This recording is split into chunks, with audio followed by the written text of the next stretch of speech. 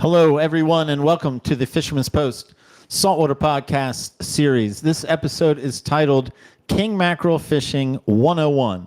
I'm going to be featuring Captain Scott Parsons. He's of the Carolina Kings fishing team. He's of the King Mackerel College.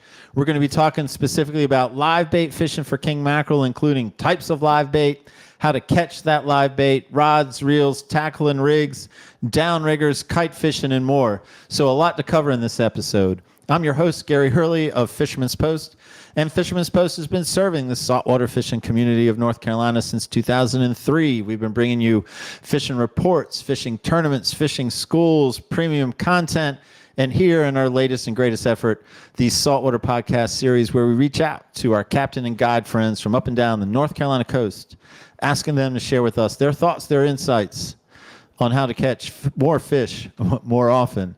And in this endeavor, I am joined by podcast co-host David Harden of Harden Creative Media. Hello, Gary. Hey, David, man. What is going on?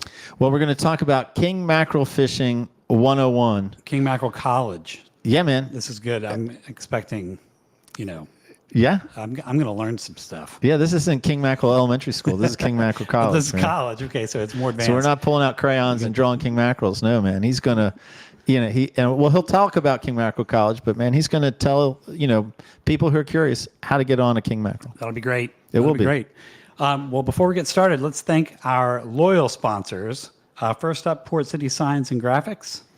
Sabrina and crew. Yes, the team making interesting and exciting signs all over the place. They take care of Fisherman's Post.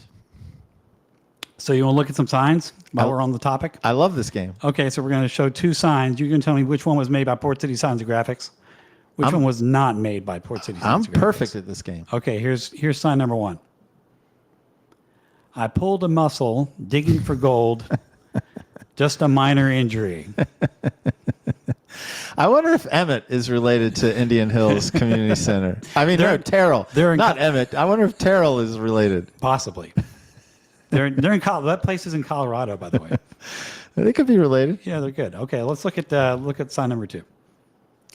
It is a nice wall mural for UNCW that says this is Seahawk country, and it has an outline of the United States and a cutout of North Carolina. Very, very tasteful and very brand compliant mural for UNCW. It is, man. That does look good, and that's striking on that big wall. Good work they do, man, and that's part of why she's sponsoring this show. Is she recognizes that a lot of small business owners, or more than small business owners, like to fish, and they want to be your sign and design company. Well, next up, yourboatmoney.com and New Coast.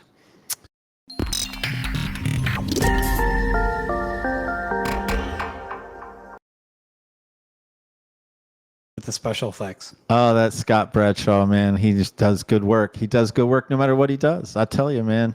I was impressed when he did that winter podcast about, Marine Finance 101 and, just the little bit, man, scratching the surface about, things you don't necessarily think of when you're buying a boat yourself. I just like everything that he's about. If you want information, start at yourboatmoney.com. And from there, just reach out to Scott. That's his business, his relationships, educating. And in that education, he believes you'll see his value. Next up, Marine Warehouse Center. My good friends at Marine Warehouse Center. Going to be fishing with them soon. Is that right? Yeah, man, they fish. This is part of what here's part of what I say about those guys. They don't just sell to the fishing boating community, but they're part of the fishing boating community. So they fish our red drum trail, and then specifically Emmett every year fishes our Spanish Mackerel Open tournament. And that Spanish Mackerel Open tournament is coming up here briefly while we are filming this podcast. It'll be over when we air the podcast, but it's coming up as we're filming. That's cool. It is cool. It's cool. Let's watch a video. Fishes with his girls. Matt with Marine Warehouse, excited to give you guys a huge update. We're now carrying Seaborn and Spider boat line. Of course, we have the newest models of Carolina Skiff, Sailfish, Sea Chaser, and Pan Marine. With over 60 boats in stock at a Wilmington location, let's schedule a sea trial and let's get you on the water today. Gets me pumped every time. Every man. time. Sales, service, parts. He gives that little he gives that little fist bump or whatever. I mean, I don't know. And I'm like, yeah, like I want to get out on my boat. Like, thank you, Marine Warehouse. There you go. And so this time, Terrell, it wasn't so much a joke, but he told me about a part of his youth. Oh, this is a biographical anecdote? Yeah, man. It was a time right after high school where he had a job. He got a job briefly at a calendar factory. At a calendar factory. At a calendar factory, but he soon got fired for taking a day off. Get it. It's a good one. Is it? It's a solid. Yeah, it's a solid. It's a solid Terrell joke. Terrell, not me. That's right. To be clear. Yes, to be clear. And to be clear, if you are a fan of this podcast, make sure to subscribe and like the podcast. Yeah, man. And if you are a big fan of the podcast and you just want even more podcasts, then please consider becoming a premium content member at Fisherman's Post. You'll get early access to all our public releases of these podcasts. You'll get them 1 week earlier. You'll also get access to podcast bonus content only available to our to our premium content members. And if that wasn't enough, like even you get weekly fishing reports from 11, 12, 10 captains up and down the North Carolina coast, audio and video delivery, all for one low membership price. Information at fishermanspost.com. It is a bargain. It is a bargain. It's great, man. I mean, for people who love fishing, man, gives you fishing. That's for sure. That's cool. All right, Dave, I'm going to go and I'm going to introduce our guest, Scott, but I'm coming back to you for David's best takeaway. I want to make sure that you're paying attention to King Mackerel 101. I will be doing that. Well, it is my pleasure now to introduce Captain Scott Parsons of the Carolina Kings fishing team and King Mackerel College.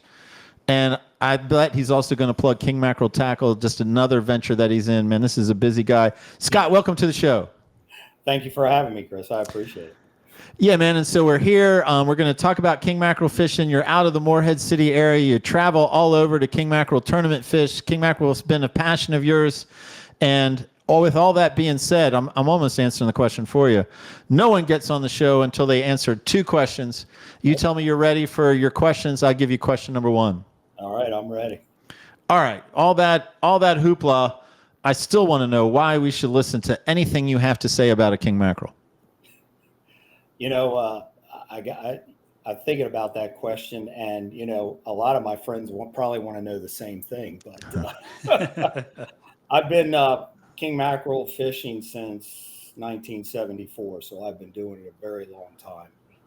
I've been doing it competitively though for the last probably 15 years. So had a lot of experience. I've been fortunate enough to travel around some of the best king mackerel areas in the country, and we've caught a lot of fish, and we've been very successful. So, you know, I think I might know a thing or two about it. I think you might. 70. You had me at 1974. Was that what he said? 1974. Yes. You had me at 1974, but we appreciate the other information. All right. Question number 2 is our attempt at a little bit of levity. So if you're big on kings, then I want to ask you a king question, but your king question is about King James. Not the Bible, though. I'm talking about LeBron James. So I've got some questions for you about King James as in LeBron James. Right. Within 1, I'll give you 1 buffer either way. How many rings has LeBron James won? 4. It's exactly right. You don't need a buffer. Really? You got it. How many final appearances has LeBron James had?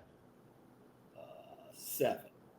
It was 10. But you did so good on the first one. Yeah, And then the last question, I think it's obvious.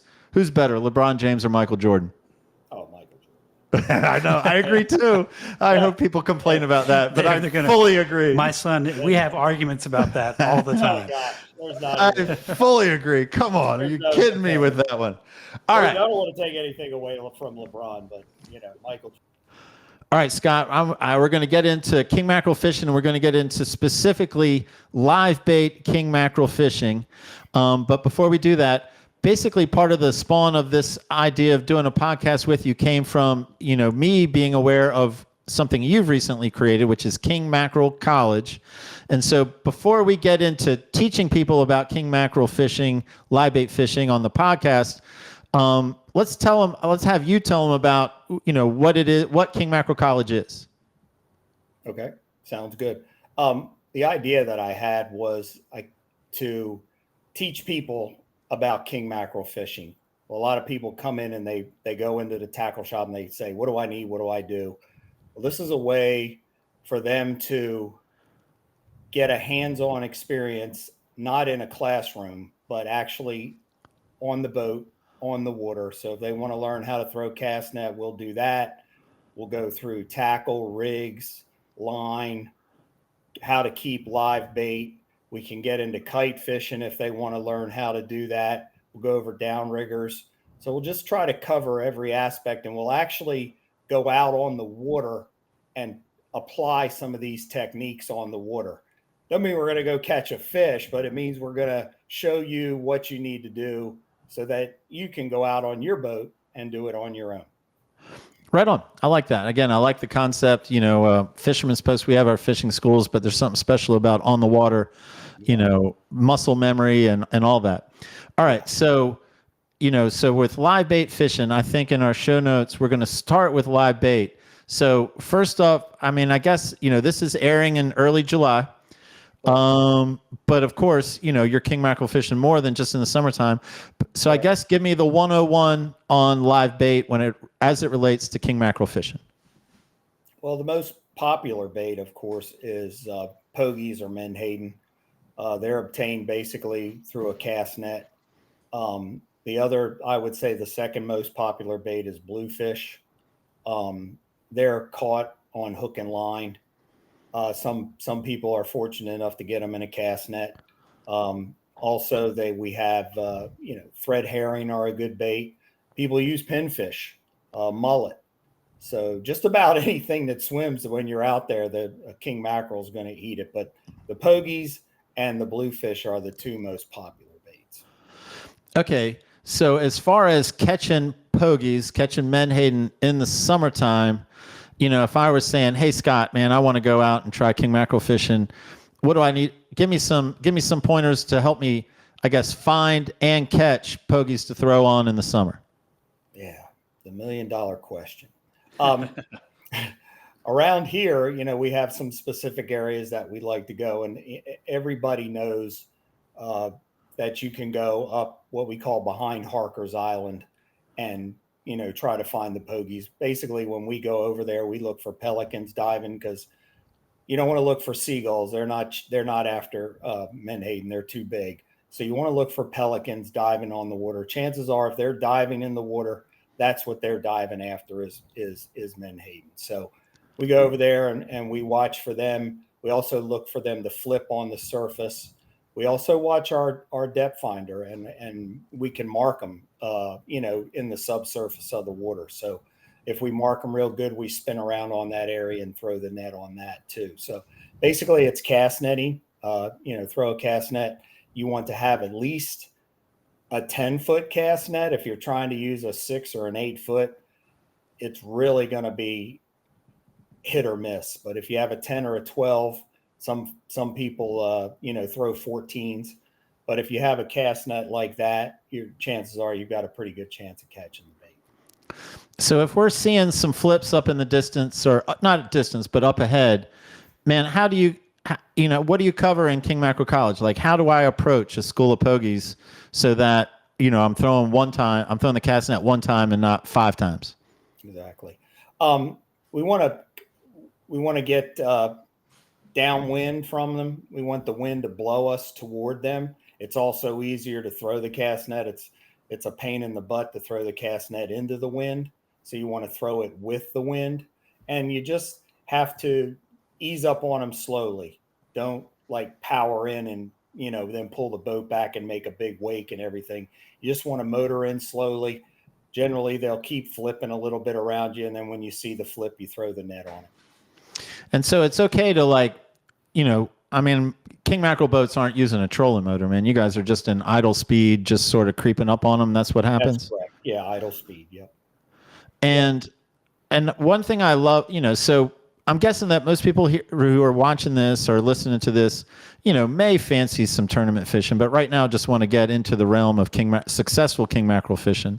Sure. So they might not need to go to all the lengths that king mackerel tournament fishing go to care for the bait, but that doesn't mean it's not good to understand that, maybe they don't want to go to all those lengths, but tell me some of the stuff that, I guess the basic king mackerel fisherman should know, and then, the other level of it to like uber good care for your tournament bait. I laugh with my friends all the time because I have done a lot of blue water fishing in my day, and I have fished around the world in blue marlin tournaments and sailfish tournaments and preparation.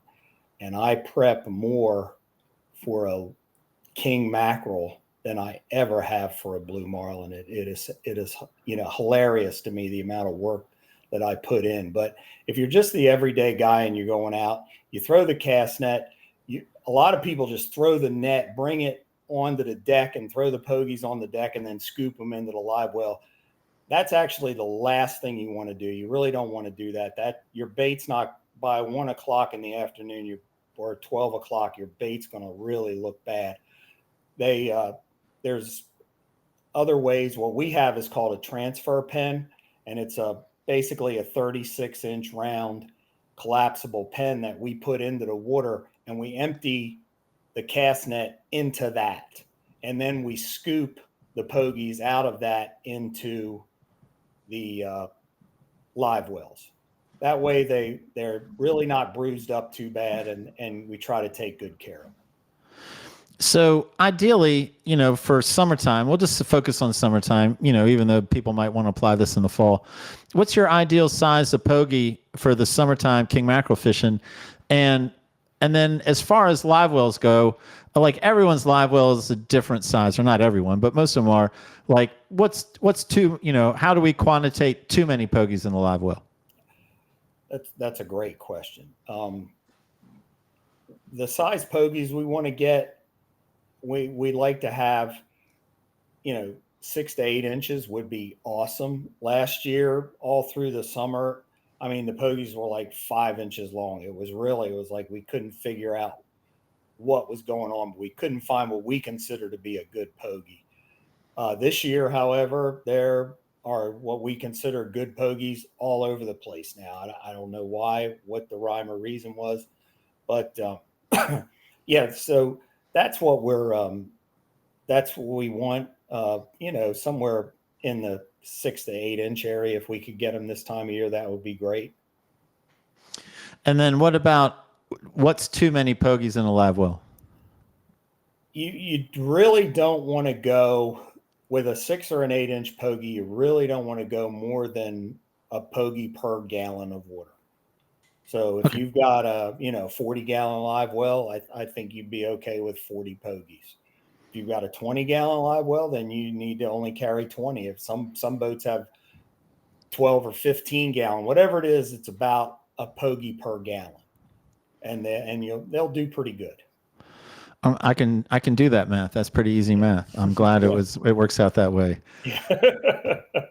All right. So we'll imagine that we have some pogies in the live well. We're heading out, and I'm looking into the rod holders, and what do I need to know about those rods and reels that, people need to have on the boat for success?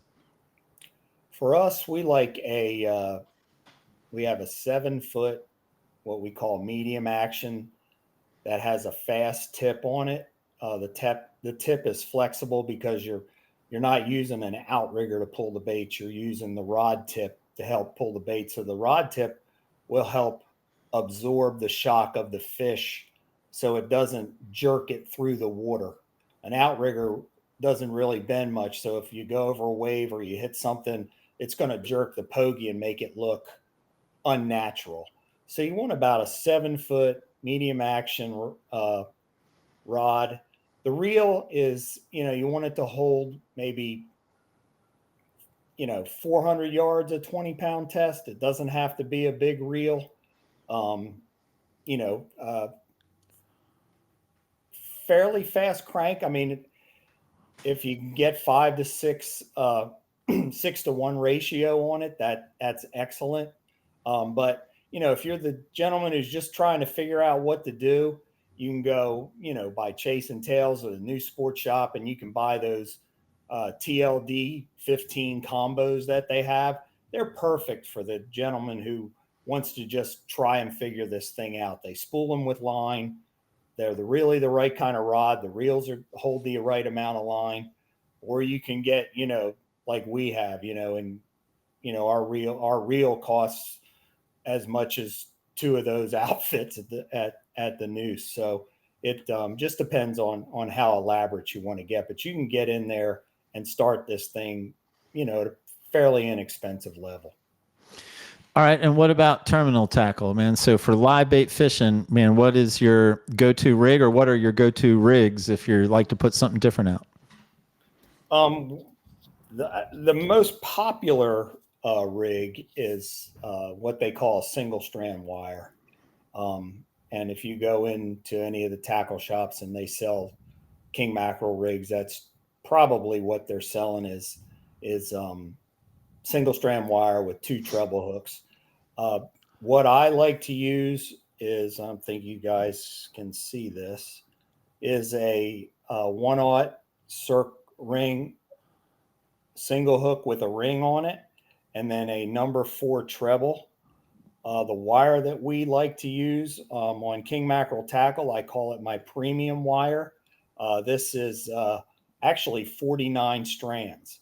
It's 7x7, but people use 7 strands, single strand, titanium.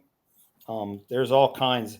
Probably the most popular rig is double trebles, but I like single treble because I think the single hook holds the bait a little bit better than the treble hook, and the nose for the nose hook. And then we have a number 4 treble trailing. So, all right, I could pretend that I knew what 7x7 and 49 strand was. I could pretend that, but will you give me a little bit more education there? Sure.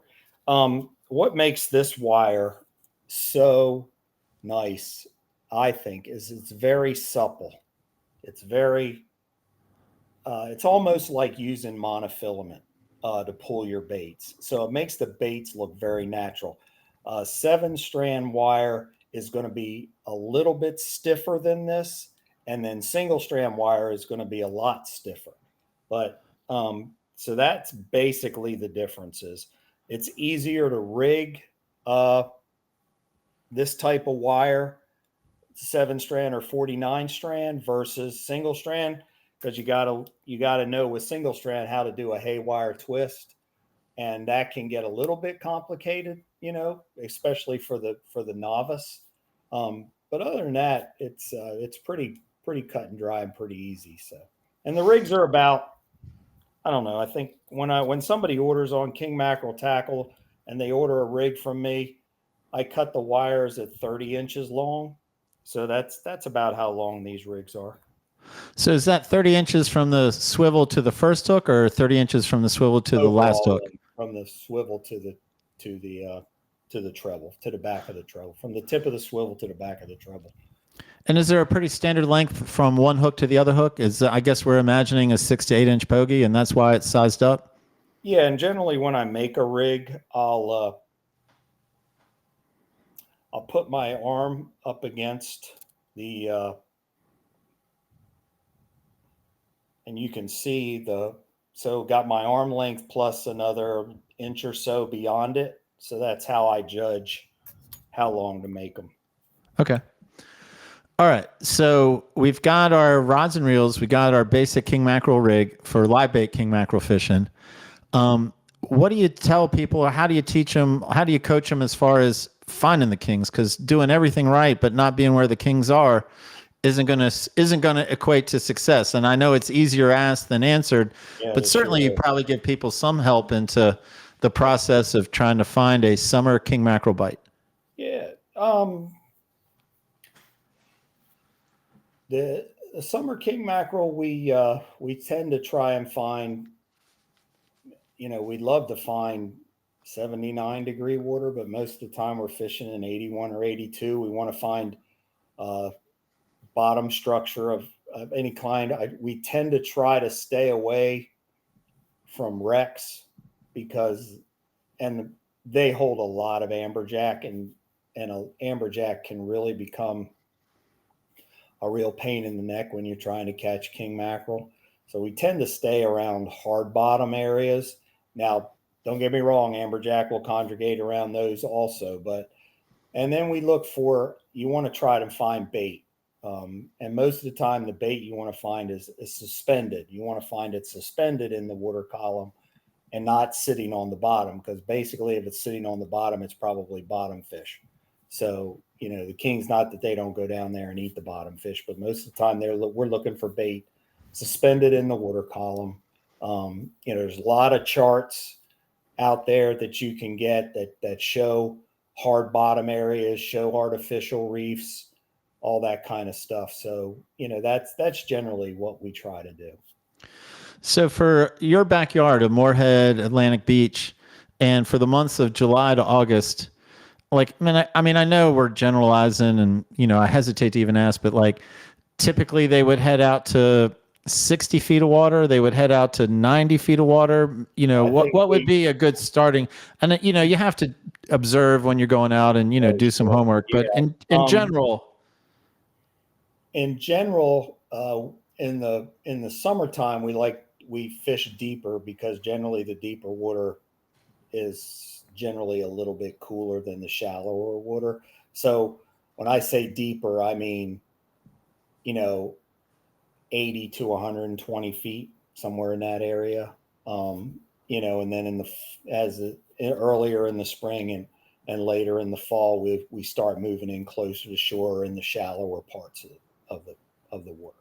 Okay, good. I was hoping there was some kind of metric to give, not that one size fits all, but at least a little bit of guidance. Right. So, on the boat, we have everything set up, we have our bait, and we get to a place that you have some confidence in that it's going to be productive. What happens next on the boat? How do you instruct people to begin fishing? Well, of course, what we want to do is get your rods and reels ready, get a bait out, hook it up, put the nose hook actually in the nose of the bait. Don't put it too far in the back. Don't put it up under their jaws and close their mouths, because then they'll die of suffocation because they can't breathe. So you just want to go through the top of the nose, across the nose. And a lot of people leave the back treble out. I prefer to put the back treble in the tail of the bait. You want to leave a little bit of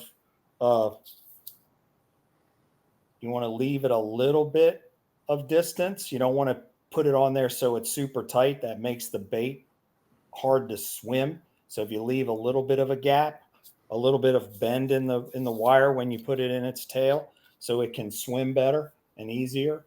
And then we deploy them. We put one in what we call the shotgun, which is down the middle, let's call it 100 feet back. If if we're fishing around a lot of boats, if we're fishing in a tournament and there's, 40 boats in an area, we're not going to fish it that far back. We pull everything in a little bit closer, but you want to stagger the bait. So you say you put one at 100 and put one at 75, put one at 50. Then we have one in what we call the prop wash, which is right in the back of the boat. And then we deploy 2 more baits, generally on downriggers at 2 different depths. So we're pulling 6 lines. If you're just beginning, you might want to start out with 2 or 3, depending upon the conditions. If it's really rough out there, I'd go with 2. If you're brand new, go with 3 so you can figure it out. And that's a good place to start. I'm glad when you were talking about the 2 downriggers at different sizes and the 4 lines out, I'm going, man, I bet you do. But I was thinking like that would be intimidating to me. I got a little bit of background, and some people might not have any background. So for the person who's going to fit, let's do it 2 ways. First, tell me, for the person who's just going to fish 2 lines, how far back are those 2 lines, and then how does that change if they add a 3rd line?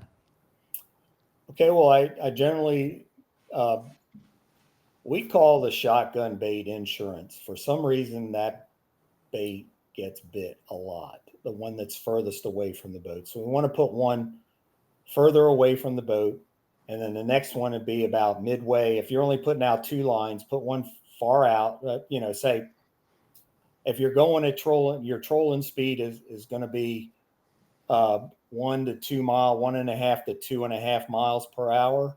So you say you put it out for 15 seconds and then engage the drag, and then put another one out and engage it for 8 seconds, and then put up the drag, and then that's a good way to start with 2 lines. The next line would be just a little bit closer, run it out for 5 seconds, and that would, now you've got 3 baits out, and you're covering some good area with 3 baits. Yeah.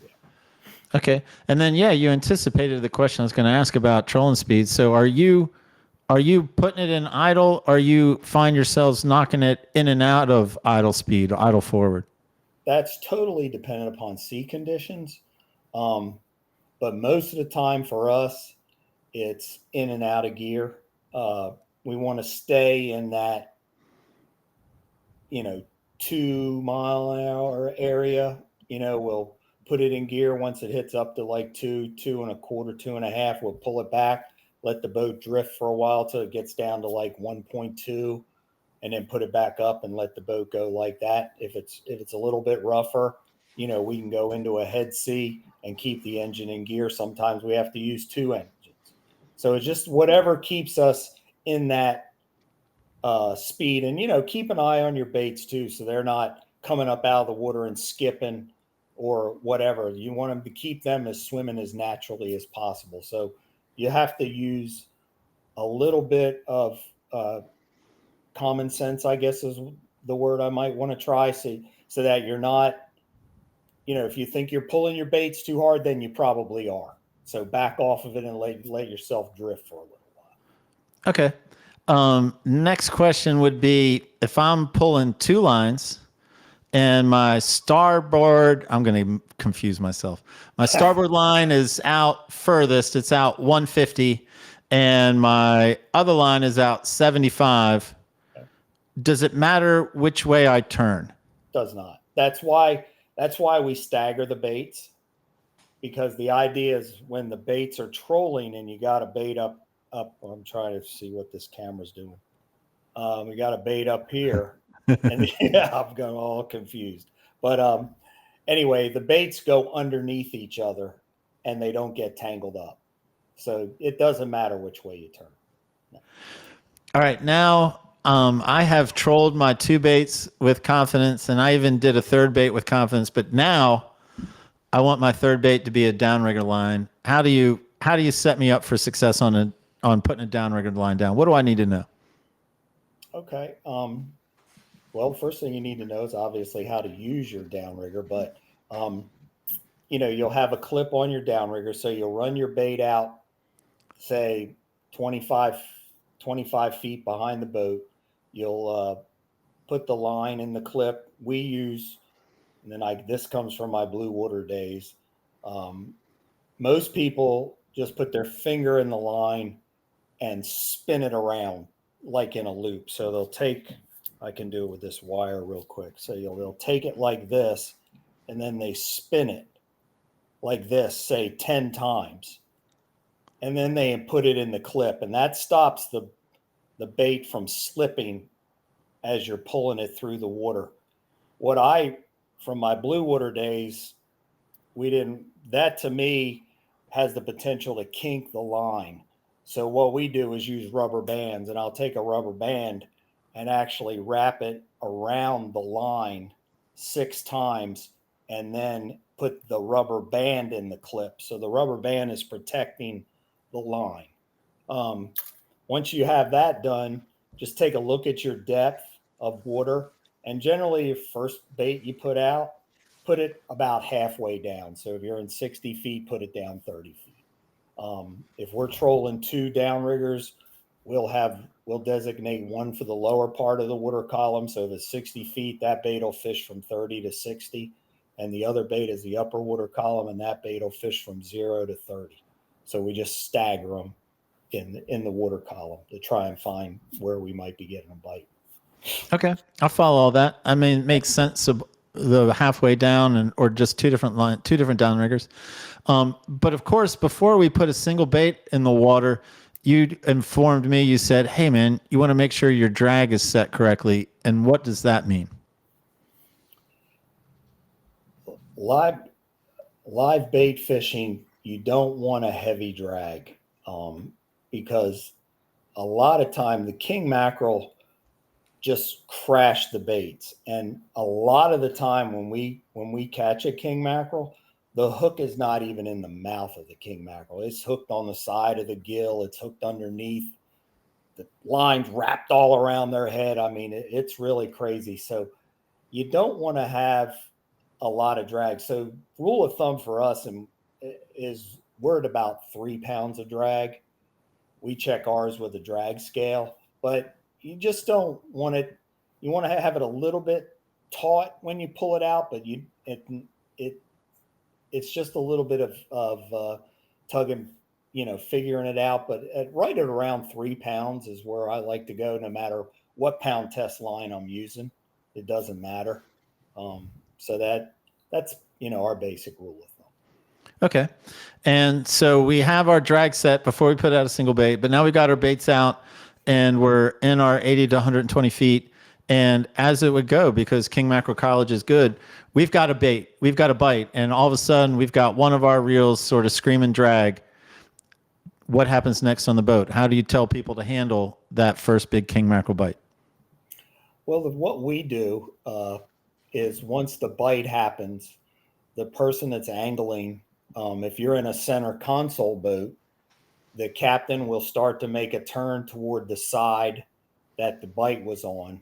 And that person who's fighting the fish will start to move towards the front of the boat, because we like to fight the fish from the front of the boat.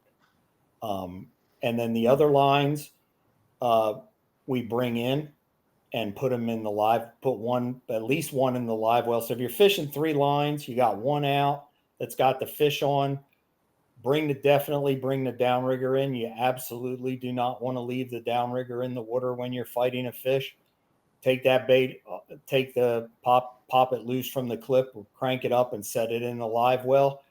And the other bait, if you've got other people on the boat, we'll always leave a bait out in the water because you're really not running fast after the fish unless he's taking a bunch of line.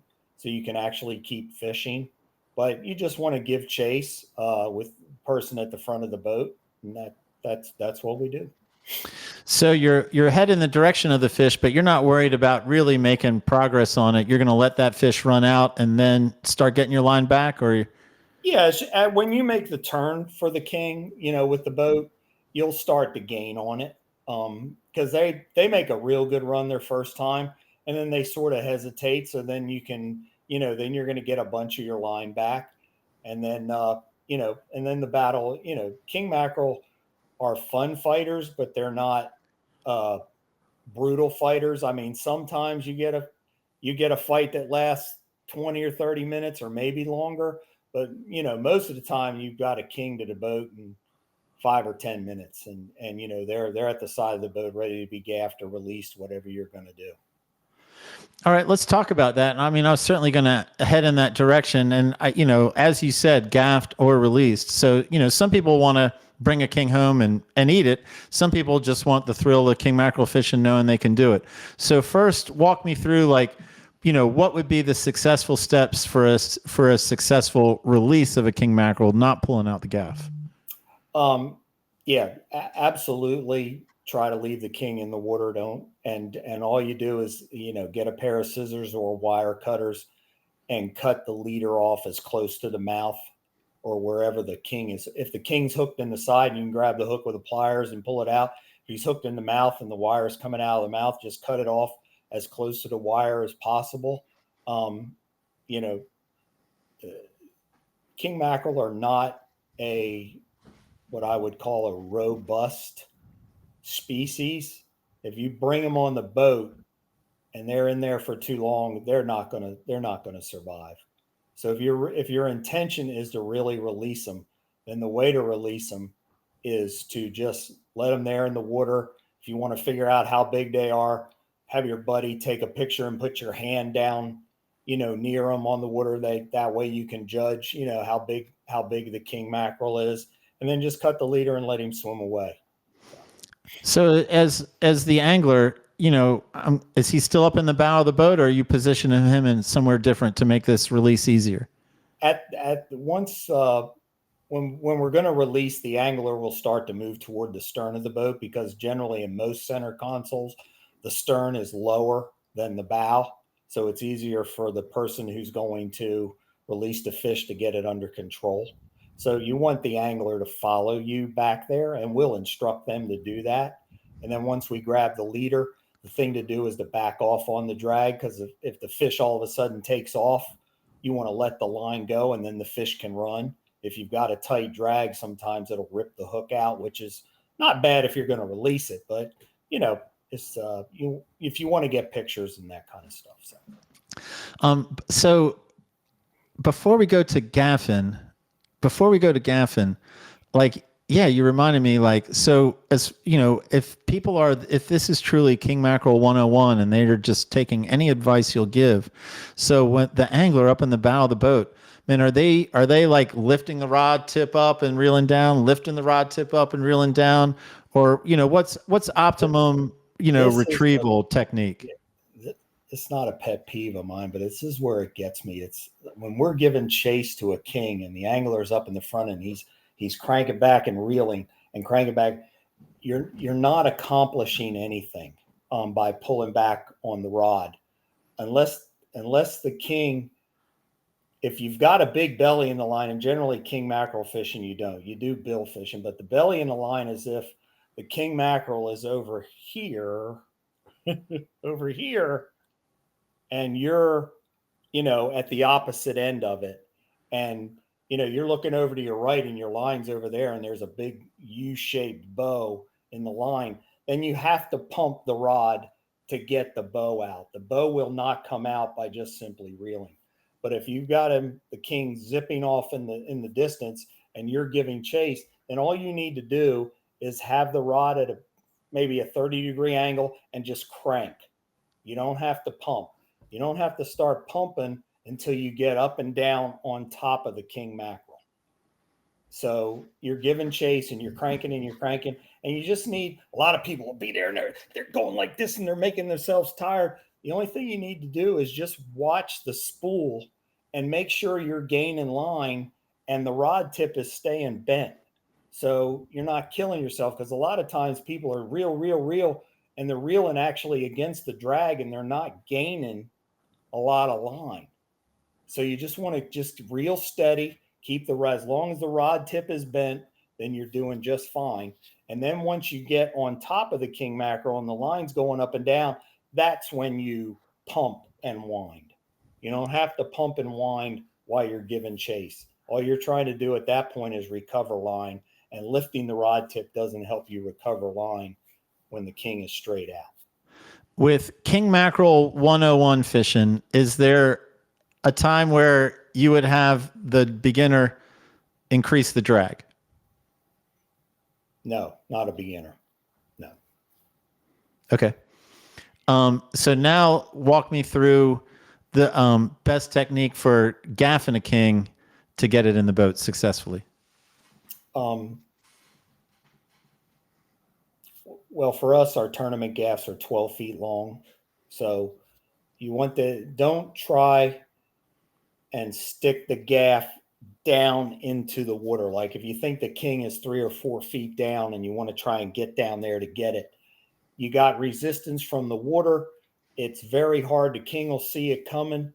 You want to wait until the king is on the surface within the reach of whatever gaff it is you're using.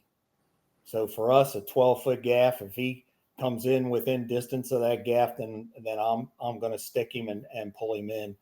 If you've got a 7-foot gaff, then the king has to get a little bit closer. Excuse me. But you don't want to really go subsurface trying to get the king mackerel. You want to try and wait for it to get up on the surface. And where's the best spot to put the hook of the gaff? Well, the best spot to put it is somewhere behind the head if you can. Sometimes in the excitement of tournament fishing, we just get the gaff in wherever we can and pull the fish in. But you want to try and get it in the meat behind the head. That's the best place. All right. And then, I'm guessing this answer, I don't know if it's the same or if it's, or if it's only kind of similar. If I'm looking to eat that king or if I'm looking to weigh that king in, what's best care for that king once it's in the boat? Immediately get it on ice. Immediately get it on ice. If we think the fish is a real good fish, we have what's a fish bag that has ice in it, and we put the fish in the fish bag. But just get it immediately on ice, and it'll be fine. All right, man. So I think we've brought this, to prepping, getting our bait, heading out there, getting a fish, fighting the fish, either releasing it or gaffing it, putting the boat and caring for it. So I think we've hit the spectrum. But again, you're way more familiar with this than I am. Maybe thinking about King Mackerel College or just your history of, being an ambassador and bringing people into the sport or the pastime, depending on who you're talking to. What have we not covered that you would think is important to cover? Chris, you really you've done a great job. I mean, I can't think of anything, really, I can't think of anything that we haven't covered at this point, really. Well, then let me put the question this, because we're coming to the end of the podcast. What is the final thought or final thoughts you'd like people to leave after listening to this podcast or watching this podcast? What's the big Scott Parsons takeaway for King Mackerel Fishing 101? It's a lot of fun. We love it. We went fishing today and it was a little bit slow, and then all of a sudden, we caught. We ended up with 4 kings and a big Spanish mackerel. It's amazing what a little fish like that, does for the adrenaline and the excitement. But I mean, it's a great time on the water, friends, family. I mean, of course, the group of guys that I fish with, we all get along, we hoot, we holler, we have a great time. It's just go out there and have fun. If you're out there and you're, cussing all the time and, you're not getting a bite and you're mad as crazy and you don't know, that's no fun for everybody else on the boat. We go out there. Yeah, we get discouraged. We'd like to have a bite and we don't, but we're always laughing and kicking up. And it's just, take it easy, have a good time. That's what I would say. All right. Well, I kind of set you up like that was the last question, but it isn't. I'm going to give you one more question, and that is people who have watched the podcast, listened to the podcast, and they're intrigued, but they want more Scott Parsons. Tell them how to find out more information about King Mackerel College. We're running the charters here on Atlantic Beach out of Chasing Tails. So if you can give Matt a call, you can call me also. You can go on my website, King Mackerel Tackle. You'll see the phone number on there. You can give me a call. But they're run out of Chasing Tails. Matt Lamb, who owns the company, who owns Chasing Tails, he's been gracious enough to allow me to do it out of there. So you can contact them or you can contact me. All right. Captain Scott Parsons of Carolina Kings Fishing Team, King Mackerel College, King Mackerel Tackle. A busy man. Thank you so much for taking the time to be, like I said, an ambassador of King Mackerel Fishing. I love, guys who are passionate about it, love to talk about it. And I'm happy we had you on the podcast to do just that. Well, I certainly appreciate y'all's support and working with me and allowing me to be part of this. And it's been a real pleasure. Thank you. Right on. Yep. Thank you, Scott. Well, David. Yes, sir. You went to college. I did go to college. Then you worked for a college. I did. I did both of those things. And you just heard him talk about King Mackerel Fishing 101, King Mackerel Tackle, King Mackerel College.